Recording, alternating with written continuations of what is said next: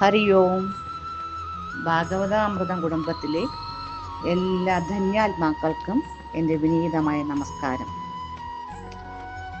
ഇന്ന് 26ാമത്തെ ദിവസം ശ്രീമൻ നാരായണീയം.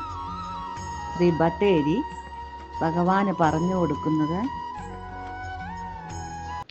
ഗജേന്ദ്രമോക്ഷമാണ്.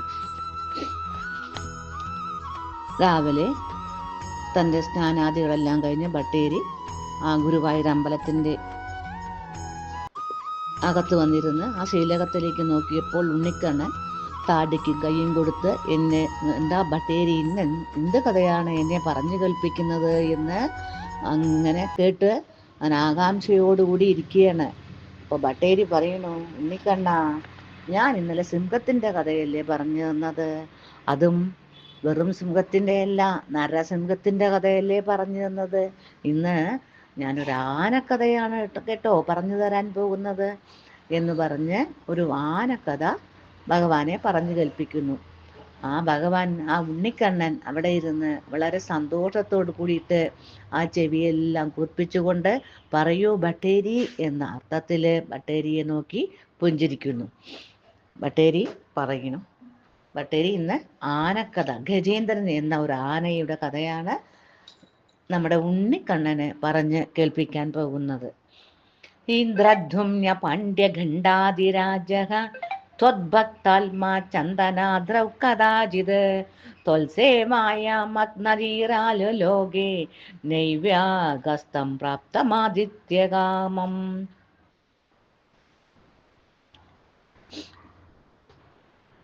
ഇവിടെ പറയുന്നു, ഭഗവാനെ, അങ്ങയുടെ ഭക്തനായ ഇന്ദ്രദ്യുമ്നൻ എന്ന ഒരു പാണ്ഡ്യരാജ്യത്തുള്ള രാജാവ് അങ്ങയുടെ പൂജയിൽ മുഴുകിയിരിക്കുമ്പോൾ, മൗനവ്രതത്തിൽ അങ്ങയുടെ പൂജയിൽ മുഴുകിയിരിക്കുമ്പോൾ ഭഗവാനെ, അദ്ദേഹത്തിൻ്റെ ഗുരുവായ അഗസ്ത്യ മഹർഷി അവിടെ വന്നെത്തിയ കാര്യം അദ്ദേഹം അറിഞ്ഞില്ല. അപ്പോൾ തൻ്റെ ഗുരുനാഥനെ വേണ്ട വിധത്തിൽ സൽക്കരിക്കാൻ ആ ഇന്ദ്രദ്യുമ്നൻ എന്ന രാജാവിന് സാധിച്ചില്ല. ത്വദ്ഭക്താത്മാ ഇന്ദ്രദ്യുമ്ന പാണ്ഡ്യഖണ്ഡാതിരാജ. ഭഗവാനെ, അവിടുത്തെ ഭക്തനായ ഇന്ദ്രദ്യുമ്നൻ എന്ന പാണ്ഡ്യരാജാവ് കഥാചിത് ചന്ദനാദ്രൗ, ഒരിക്കല് മലയപർവ്വതത്തില് ഭഗവാനെ അങ്ങയുടെ പൂജയിൽ മുഴുകിയിരിക്കുമ്പോൾ, അതായത് മൗനവ്രതമായിരുന്നു. അപ്പോൾ അവിടെ അദ്ദേഹത്തിൻ്റെ ഗുരുനാഥനായ അഗസ്ത്യ മഹർഷി വന്നത് ആ രാജാവ് അറിഞ്ഞില്ല. അതുകൊണ്ട് ആ ഗുരുനാഥനെ വേണ്ട പോലെ അതിഥി സൽക്കാരം ചെയ്യാൻ അദ്ദേഹത്തിന് സാധിച്ചില്ല എന്ന് പറയുന്നു. അപ്പോൾ രണ്ടാമത്തെ ശ്ലോകത്തിൽ പറയുന്നു, കുംഭോദ്ഭൂതി സംവൃത ക്രോധഭാരക സ്തബ്ധാത്മാത്വം വസ്തിഭൂയം ഭജേതി ശബ്ദാദൈനാം പ്രതികാസോതിലേഭേ ഹസ്തീന്ദ്രത്വം കസ്തീന്ദ്രത്വം ത്വസ്മൃതി വ്യക്തിധന്യം. പറയുന്നു, അഗസ്ത്യ മഹർഷി നല്ല കുംഭവയറുള്ള ഒരു മഹർഷിയാണ്.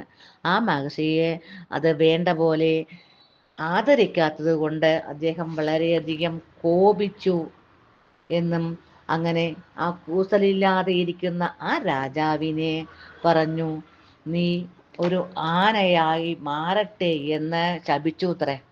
എന്നിട്ട് തിരികെ പോയി. അതായത് ഇവിടെ ആ ഗുരുനാഥൻ അറിയാം എന്ത് ഭഗവാനെ ഭജിച്ചുകൊണ്ടിരിക്കുകയാണെന്ന് ആ അഗസ്ത്യ മഹർഷിക്ക് അറിയാം. പക്ഷേ ഭഗവാനും ഗുരുനാഥനും കൂടി ഒരുമിച്ച് വന്നാൽ ഗുരുനാഥനെയാണത്രേ നമ്മൾ ആദരിക്കേണ്ടത്. കാരണം ആ ഭഗവാനിലേക്കുള്ള ഒരു വഴി കാണിച്ചു തരുന്നത് ഗുരുനാഥനാണ്.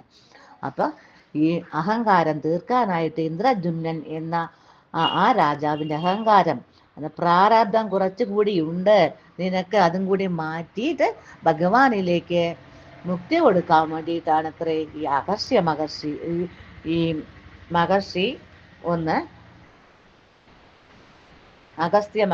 ശപിച്ചത് എന്ന് പറയുന്നു. അങ്ങനെ അദ്ദേഹത്തിന് ആ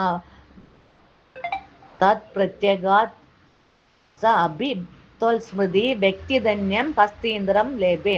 അങ്ങനെ ആ രാജാവ് ഭഗവത് സ്മരണ തെളിഞ്ഞ് പ്രകാശിക്കുന്നത് മൂലം ആ ആനയുടെ രൂപം കിട്ടിയിട്ടും അദ്ദേഹം വളരെയധികം സന്തോഷവാനായി കഴിഞ്ഞു എന്ന് പറയുന്നു. ഇവിടെ പറയുന്നത് ഏതൊരാപത്ത് വന്നാലും ഭഗവത് ഭക്തന്മാർക്ക് ഒരു കൂസലും ഉണ്ടായില്ല. ആ ഭഗവത് സ്മൃതി എപ്പോഴൊക്കെ ഉണ്ടായിരുന്നുവോ അത് ഭാവിയിൽ അത് മോക്ഷത്തിന് നമുക്ക് വഴി കാണിക്കും എന്ന് പറയുന്നു.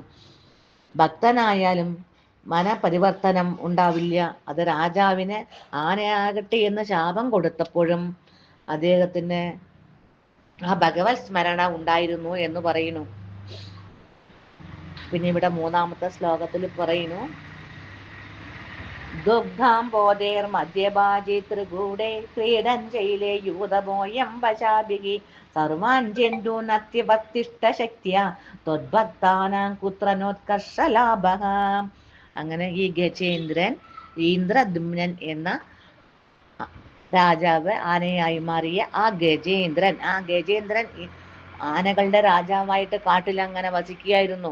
അങ്ങനെ വസിക്കുമ്പോൾ ഈ ഗജേന്ദ്രൻ അവരുടെ ആ പിടിയാനകളും കുട്ടികളുടെ തൻ്റെ കുടുംബത്തോടും കൂടിയിട്ട് ആ പാലാഴിയുടെ നടുക്കുള്ള ഒരു ത്രികൂട പർവ്വതത്തിൽ ഇങ്ങനെ സഞ്ചരിക്കുമ്പോൾ തൻ്റെ ശരീരശക്തി കൊണ്ട് എല്ലാ ജന്തുക്കളെയും, അതായത് മാന്, മുയല് അങ്ങനെയുള്ള എല്ലാ ദുഷ്ടമൃഗങ്ങളിൽ നിന്ന് രക്ഷിച്ചു അത്രേ. സിംഹമാണ് കാട്ടിലെ രാജാവെങ്കിലും ആ ആനയുടെ കരുത്തുകൊണ്ട് അവിടെ രാജാവായിട്ട് വാണു എന്നാണ് പറയുന്നത്.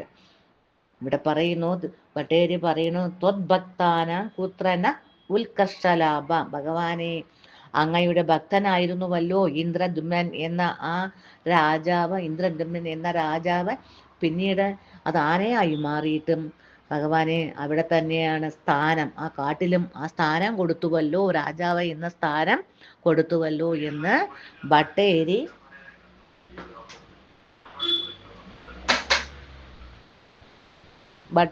ഇവിടെ പറയുന്നു. മൂന്നാമത്തെ ശ്ലോകത്തിൽ പറയുന്നു,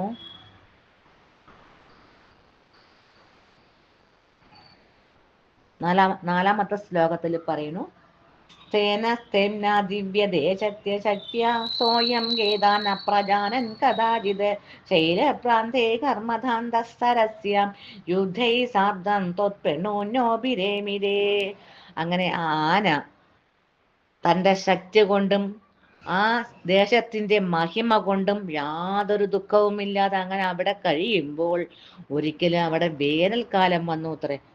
അങ്ങനെ അവിടുത്തെ കുളങ്ങളും പുഴകളും എല്ലാം വറ്റി, തടാകങ്ങളെല്ലാം വറ്റി അങ്ങനെ ഇരിക്കുമ്പോൾ, വളരെയധികം ക്ഷീണിച്ച് തളർന്നുകൊണ്ടിരിക്കുമ്പോൾ ആ പർവ്വതത്തിൻ്റെ ശൈലപ്രാന്തേ സരസ്യം, ആ പർവ്വതത്തിൻ്റെ താഴത്തുള്ള ഒരു താമര പൊയ്ക കണ്ടു എന്ന് പറയുന്നു.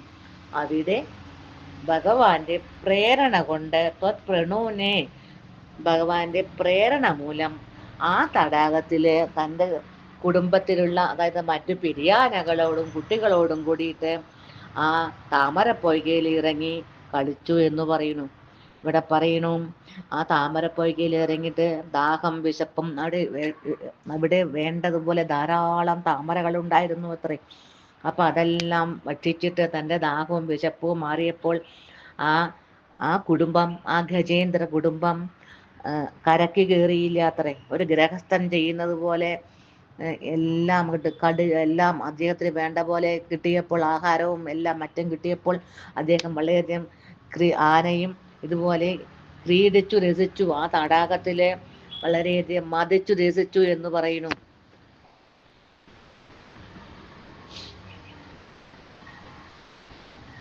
പിന്നെ അഞ്ചാമത്തെ ശ്ലോകത്തിൽ പറയുന്നു,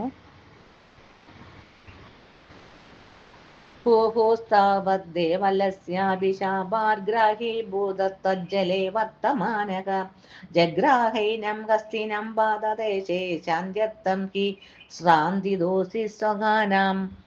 അങ്ങനെ ആ സമയത്ത് ഒരു ദേവലമുനിയുടെ ശാപം മൂലം ആ പൊയ്കയില് മുതലയായി തീർന്ന ഒരു ഹൂഹു എന്ന ഗന്ധർവൻ ഉണ്ടായിരുന്നു എന്ന് പറയുന്നു. അതായത് ഈ ദേവലമുനി സ്നാനം മറ്റാദികൾക്കെല്ലാം വേണ്ടിയിട്ട് ഈ തടാകത്തിൽ വരുമ്പോൾ ഈ ഹൂഹു എന്ന ഗന്ധർവൻ അദ്ദേഹത്തിന്റെ കാലിൽ പിടിച്ച് എപ്പോഴും പിടിച്ച് വലിക്കുമായിരുന്നു അത്രേ. അങ്ങനെ കുറെ ദിവസങ്ങൾ കഴിഞ്ഞപ്പോൾ ഈ ഈ ദേവല മുനി അദ്ദേഹത്തെ ആ ഹുഹു എന്ന ഗന്ധർവനെ നീ ഒരു മുതലായി തീരട്ടെ എന്ന് ശപിച്ചു എന്ന് പറയുന്നു. ഉടനെ തന്നെ ആ മുതലാക്കി ശാപമോക്ഷവും കൊടുത്തു അത്രേ. ഒരു ഭഗവാന്റെ ഭക്തൻ എന്ന് ഈ തടാകത്തിൽ വന്ന് അദ്ദേഹത്തിന്റെ കാല് നീ പിടിക്കുന്നുവോ അന്ന് നിനക്ക് ശാപമോക്ഷവും കിട്ടുമെന്ന് ആ ദേവല മുനി ശാപമോക്ഷവും കൊടുത്തു എന്ന് പറയുന്നു. അപ്പൊ പറയുന്നു, അങ്ങനെ ഈ ഹൂഹു എന്ന ആ മുതലായ ഗന്ധർവനായ ആനയുടെ കാലില് പിടിച്ചു എന്ന് പറയുന്നു. അപ്പൊ ഇവിടെ പറയുന്നു, ത്വം ശാന്ത്യർത്ഥം ഹി സ്വഗാനം ശ്രാന്തിത അസി. അല്ലയോ ഭഗവാനെ, അവിടത്തേക്ക് ശാന്തി നൽകുവാനായിട്ടാണല്ലോ ഭക്തന്മാർക്ക് ഓരോരോ ദുഃഖങ്ങൾ കൊടുക്കുന്നത് എന്ന് ഭട്ടേരി ഇവിടെ പറയുന്നു. ഇവിടെ ഭഗവാൻ ചോദിക്കണു, ആവോ കഷ്ടായി ഭട്ടേരി, എന്തിനാണ് എൻ്റെ ഭക്തനായിരുന്നുവല്ലോ ഇന്ദ്രദ്യുമ്നൻ എന്ന ആ രാജാവ് എന്തിനാണ് ഭട്ടേരി അങ്ങനെ അദ്ദേഹത്തിന്റെ കാലിൽ പിടിച്ചത്? കഷ്ടായിട്ടോ ഭട്ടേരി എന്നുകൂടി ഇവിടെ ഭഗവാൻ ഉണ്ണിക്കണ്ണൻ ഭട്ടേരിയോട് ചോദിച്ചു അത്രേ. പിന്നെ 6ാമത്തെ ശ്ലോകത്തിൽ പറയുന്നു, ത്വൽസേവായാം വൈഭവാദുർനിരോധം യുദ്ധം ദത്തം വത്സരാണാം സഹസ്രം പ്രാപ്തേ കാലേ ത്വത്പദൈകാഗ്രസിദ്ധേന ക്രാകാന്തം കസ്തിവര്യം വേദാസ്തം. ഭഗവാനെ, ത്വൽസേവായാം വൈഭവാധുനിരോധം, ആ ഭഗവാന്റെ ഭക്തി മഹത്വത്തിൽ അങ്ങനെ 1000 കൊല്ലം അവര് രണ്ടുപേരും കൂടിയിട്ട് ആ നീക്കുപോക്കൊന്നുമില്ലാതെ ആനയെ എതിർത്ത് നിന്നു എന്ന് പറയുന്നു. ആനയും മുതലയും കൂടിയിട്ട് അവിടെ 1000 കൊല്ലം അവിടെ അങ്ങോട്ടും ഇങ്ങോട്ടും കൂടി അവരെ യുദ്ധം ചെയ്തു, അവരെ കീഴടക്കാൻ പറ്റാതായി എന്ന് പറയുന്നു. അങ്ങനെ ത്വത്പാദൈകാഗ്രസിദ്ധി കാലേ പ്രാപ്തി, ഭഗവാൻ അങ്ങയുടെ പാദങ്ങളിൽ ഏകാഗ്രസിദ്ധിക്ക് ഉള്ള അങ്ങയ്ക്ക് മോക്ഷം കൊടുക്കാനുള്ള സമയമായപ്പോൾ ഭഗവാൻ ത്വം നക്രാകാന്തം വധ, അങ്ങനെ ആ മുതലയ്ക്ക് കീഴടങ്ങുന്നവനായിട്ട് ആ ഇന്ദ്രദ്യുമ്നൻ എന്ന രാജാവ്, ഇന്ദ്രദ്യുമ്നൻ എന്ന ആ മുമ്പ് രാജാവായിരുന്ന ആ ആന ആ ആനയെ കാലിൽ പിടിച്ചു വലിച്ച് തടാകത്തിനകത്തേക്ക് താഴ്ത്തി കൊണ്ടുപോയി എന്നും മറ്റുള്ള പിടിയാനകളെല്ലാം കൈവിട്ട് പോയി എന്നും ആരും അവിടെ ഉണ്ടായിരുന്നില്ല. അപ്പോൾ അവിടെ ആ ആന മാത്രം, ഈ ഇന്ദ്രദ്യുമ്നൻ എന്ന ആനയായി മാറിയ ആ രാജാവ്, ആ ആന മാത്രമേ അവിടെ ഉണ്ടായിരുന്നുള്ളൂ. ഇവിടെ പറയുന്നത് അപ്പൊ ആരും ഉണ്ടാവില്ല, ഒരു ഗ്രഹസ്ഥനും ഇതുപോലെ തന്നെയാണ് എന്നാണ് ഇവിടെ നമുക്ക് തത്വം പറഞ്ഞു തരുന്നത്. നമുക്ക് നിസ്സഹായനായിട്ട് നമ്മൾ ഉണ്ടാവുമ്പോൾ നമുക്ക് ഭഗവാൻ മാത്രമേ തുണയുണ്ടാവുള്ളൂ എന്ന് ഇവിടെ പറയുന്നു. അതായത് സ്വന്തം ശക്തി കൊണ്ട് രക്ഷയില്ലെന്ന ബോധ്യം വന്ന ആനയ്ക്ക് പൂർവസ്മരണയിൽ ആ ഭഗവാന്റെ ഭക്തി കൊണ്ട് മനസ്സിനെ ഏകാഗ്രമാക്കി എന്ന് പറയുന്നു. പിന്നെ തൻ്റെ പ്രാരബ്ധ കർമ്മങ്ങളെല്ലാം ശമിച്ചിട്ട് മുക്തി മാർഗത്തിലേക്ക് മനസ്സ് ഒന്നുവാനും ഭഗവാന്റെ അനുഗ്രഹം ആവശ്യമാണെന്ന് ഇവിടെ പറയുന്നു. ഭഗവാന്റെ പ്രേരണ ഇല്ലാതെ നമുക്ക് ഒന്നും സംഭവിക്കുന്നില്ല എന്ന് ഭട്ടേരി പിന്നെയും ഈ നാരായണീയത്തിൽ പല ഭാഗത്തും പറഞ്ഞുറപ്പിക്കുന്നുണ്ട്. സർവം ഭവത് പ്രേരണയൈവ ഭൂമൻ. ഭട്ടേരി പല സ്ഥലത്തും ഇത് വീണ്ടും പറഞ്ഞുകൊണ്ടേയിരിക്കും. ഭഗവാന്റെ ആ ഭഗവത് സ്മരണ മാത്രമേ ഉള്ളൂ, ഭഗവത് പ്രേരണ കൊണ്ടല്ലാതെ നമുക്ക് ആർക്കും ഒന്നും സംഭവിക്കുന്നില്ല എന്ന് ഭട്ടേരി നമ്മളെ പറഞ്ഞു തരുന്നു.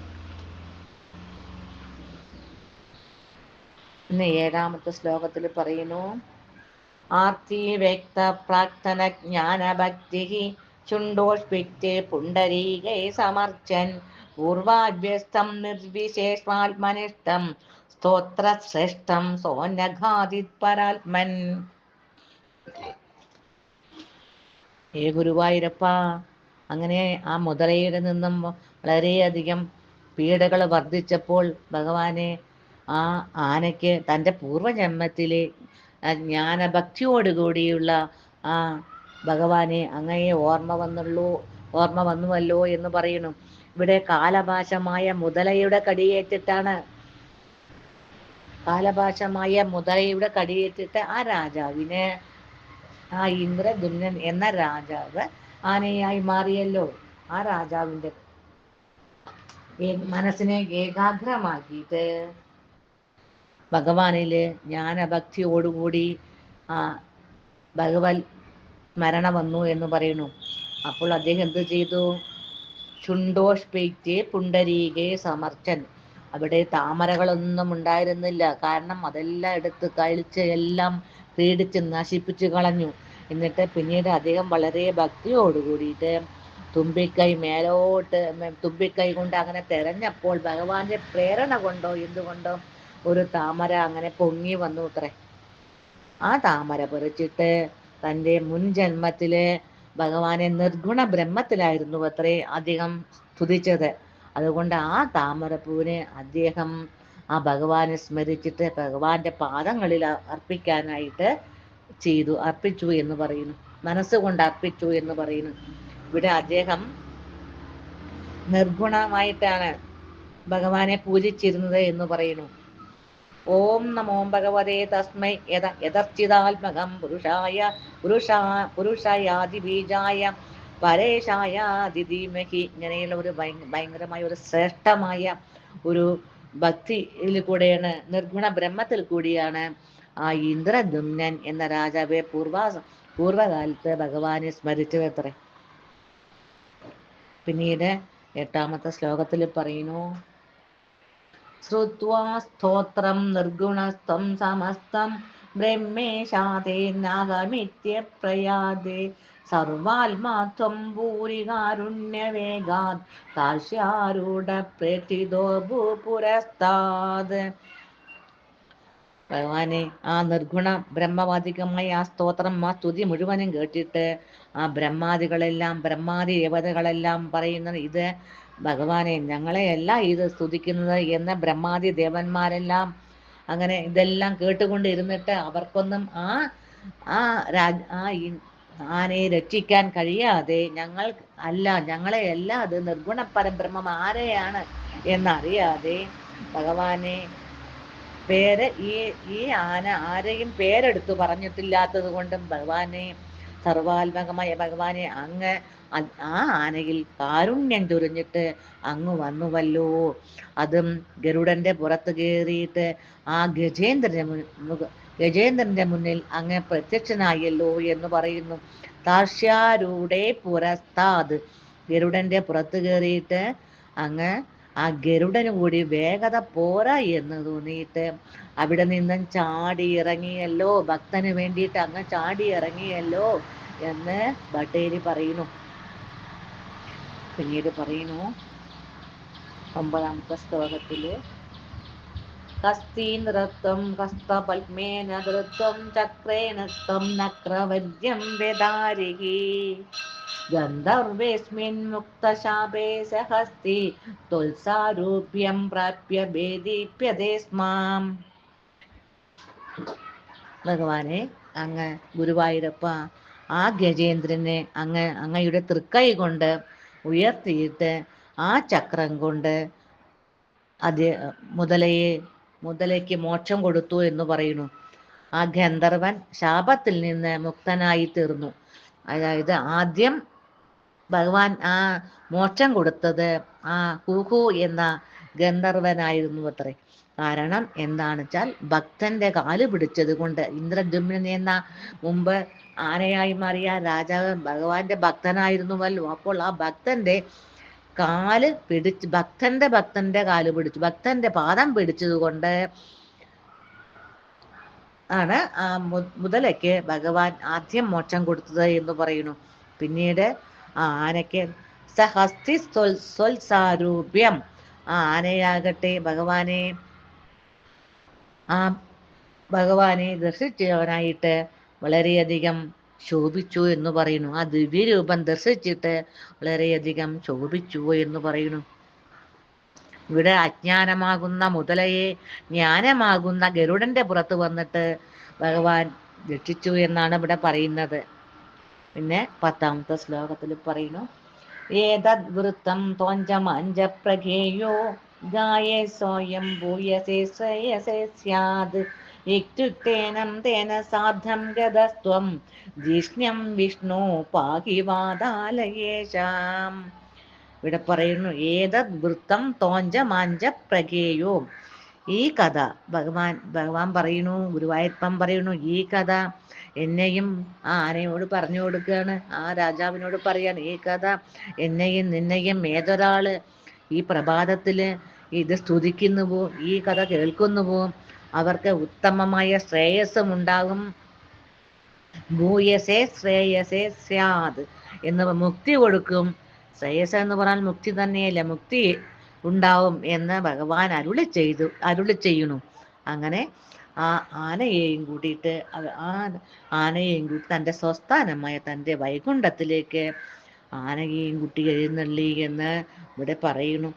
വിഷ്ണു അങ്ങനെയുള്ള സാക്ഷാൽ മഹാവിഷ്ണുവായ ഗുരുവായൂരപ്പ, അടിയനെയും കൂടി രക്ഷിക്കണേ. ആ ഭട്ടേരി പറയണു, ആ ഗജേന്ദ്രനോട് കാണിച്ച ആ കാരുണ്യം എന്നോട് കൂടി കുറച്ച് കാണിക്കണേ ഗുരുവായൂരപ്പ എന്ന് ആ ശ്രീകോവിലേക്ക് നോക്കിയിട്ട് ഭട്ടേരി പറയണു. അപ്പോൾ ഭട്ടേരിയോട് ആ ഉണ്ണിക്കണ്ണൻ പറഞ്ഞു അത്രേ, ഭട്ടേരി, അങ്ങയുടെ ഈ നാരായണീയം ആരെല്ലാം രാവിലെയെല്ലാം ചൊല്ലി എന്നെ പ്രാർത്ഥിക്കുന്നുവോ അവരെയെല്ലാം ഞാൻ അനുഗ്രഹിക്കുന്നതാണ് എന്ന് ആ ഭട്ടേരിയോടും ആ ഭഗവാൻ ആ ഉണ്ണിക്കണ്ണൻ പറഞ്ഞു അത്രേ. നമുക്ക് ഇന്നത്തെ ഈ പാരായണം ഭഗവാന്റെ പാദങ്ങളെ സമർപ്പിച്ചിട്ട് ആ ഗജേന്ദ്രൻ എന്ന ആനയ്ക്ക് ഭഗവാൻ ആനയെ അവരെ രക്ഷിച്ചതുപോലെ നമുക്ക് കൂടി ഭഗവാന്റെ അനുഗ്രഹം ഉണ്ടാകണേ എന്ന് നമുക്ക് ഇവിടെ പ്രാർത്ഥിക്കാം. നമുക്ക് ഇത് ഈ പാരായണം ഒന്ന് നമുക്ക് ചെല്ലാം. ഇന്നത്തെ പാരായണം ദശകം 26 ഗജേന്ദ്രമോക്ഷം. ഇന്ദ്രദ്യുമ്ന പണ്ഡ്യഖണ്ഡാതിരാജഃ ത്വദ്ഭക്താത്മാ ചന്ദനാദ്രൗ കദാചിത് ത്വൽസേവായാം മഗ്നധീർയാലുലോകേനൈവാഗസ്ത്യം പ്രാപ്തമാദിത്യകാമം കുംഭോദ്ഭൂതി സംവൃത ക്രോധഭാരഃ തബ്ദാത്മാത്വം പസ്തിഭൂയം ഭജേതി ശബ്ദാദൈനം പ്രതികാസോഭിലേഭേ കസ്തി നൃത്വം ത്വസ്മിതി വ്യക്തിധന്യം ദുഗ്ധാബോധേർമധ്യവാചിതൃകൂടെ ക്രീഡൻ ശൈലേ യൂതപോയം വശാഭിഃ സർവാൻ ചിന്തൂനത്യവർത്തിഷ്ടശക്ത്യാ ത്വദ്ഭക്താനാം കുത്ര നോത്കർഷലാഭഃ സ്ഥേന ദിവ്യദേശക്ത്യ സോയം വേദാന പ്രജാനൻ കഥാചിത് ശൈലപ്രാന്തേ ഹർമദാന്തസരസ്യാം യൂതൈ സാധന്തോപ്രണോഭിരേമേ ഹൂഹൂസ്താവദ്ദേവലസ്യാഭിശാപാത് ഗ്രാഹീഭൂതസ്തജ്ജലേ വർത്തമാനഃ ജഗ്രാഹൈനം ഹസ്തിനം പാദദേശേ ശാന്ത്യസ്തം ഹി ശ്രാന്തിദോഷി സ്വഘാനാം ത്വൽസേവായാം വൈഭവാധുനിരോധം യുദ്ധന്തം ത്വം വത്സരാണാം സഹസ്രം പ്രാപ്തേ കാലേ ത്വത്പദൈഘാഗ്രസിദ്ധേ നക്രാകാന്തം വസ്തിവര്യം വേദാസ്തം ആർത്തിവ്യക്ത പ്രാർത്ഥന ജ്ഞാനഭക്തി ചുണ്ടോഷ്വിക്തേ പുണ്ടരീകേ സമർച്ചൻ പൂർവാഭ്യസ്തം നിർവിശേഷാൽമനിഷ്ടം സ്തോത്രശ്രേഷ്ഠം സോന്യഗാദിത് പരാത്മൻ ശ്രുത്വാ സ്തോത്രം നിർഗുണസ്തം സമസ്തം ബ്രഹ്മേശാദേനാഹമിത്യപ്രയാദേ സർവാത്മക്തം ഭൂമികാരുണ്യവേഗാത് കാശ്യാരൂഢ പ്രസിദ്ധോ ഭൂപുരസ്താത് നാരായണാഖില ഗുരോ ഭഗവൻ നമസ്തേ നാരായണാഖില ഗുരോ ഭഗവൻ നമസ്തേ നാരായണാഖില ഗുരോ ഭഗവൻ നമസ്തേ ഹസ്തേന്ദ്രത്വം ഹസ്തപദ്മേന ധൃത്വാ ചക്രേണ ത്വം നക്രവർയം വ്യധാരിഃ ഗന്ധർവേസ്മിൻ മുക്തശാപേ സഹസ്തി ത്വത്സാരൂപ്യം പ്രാപ്യ വേദീപ്യത്തെ സ്മ ഏതദ്വൃത്തം ത്വഞ്ചമാഞ്ച പ്രഹേയോ ഗായേ സോയം ഭൂയസേ ശ്രേയസേ സ്യാത് ഇത്യുക്തേനം തേന സാർദ്ധം ഗതസ്താദിഷ്ണ്യം വിഷ്ണു പാഹി വാണാലയേശാം കുംഭീന്ദ്രൻ പോയി ത്രികൂടാചലസരസി മുതൽ പണ്ടഗസ്ത്യസ്യ ചാപാൽ പിൻകാലിന്മേൽ കടിച്ചു മുതല കടിവിടാൻ ഞായിരത്താണ്ടുടന്നേൻ അന്നേരം പോന്നു വന്നു മുരരിപു ഗരുഡാരൂഢനായി ധാന്യശക്തിയ നക്രം ചക്രേണ കൊന്ന കരിവരനാഥൻ സായൂജമേകി മുകുന്ദൻ. സർവത്ര ഗോവിന്ദ നാമ സങ്കീർത്തനം. ഗോവിന്ദ ഗോവിന്ദ നാരായണ അഖില ഗുരു ഭഗവൻ നമസ്തേ. ഹരേ നാരായണ ഹരേ നാരായണ. ഭഗവാനെ ഇന്നത്തെ ഈ പാരായണം ഭഗവാന്റെ തൃപ്പാദങ്ങളിൽ സമർപ്പിക്കണു. അല്ല തെറ്റുകുറ്റങ്ങളൊക്കെ ഉണ്ടെങ്കിൽ ഭഗവാനെ ക്ഷമിക്കണേ, എല്ലാവരോടും ക്ഷമിക്കണമെന്ന് വിനീതമായിട്ട് പറയണു. ഹരേ കൃഷ്ണ. ഇന്നത്തെ ഭഗവാനെ ആ ബട്ടേരിയെ അനുഗ്രഹിക്കുന്ന പോലെ ഞങ്ങൾക്ക് കൂടി കുറച്ച് അനുഗ്രഹം തരണേ ഭഗവാനെ.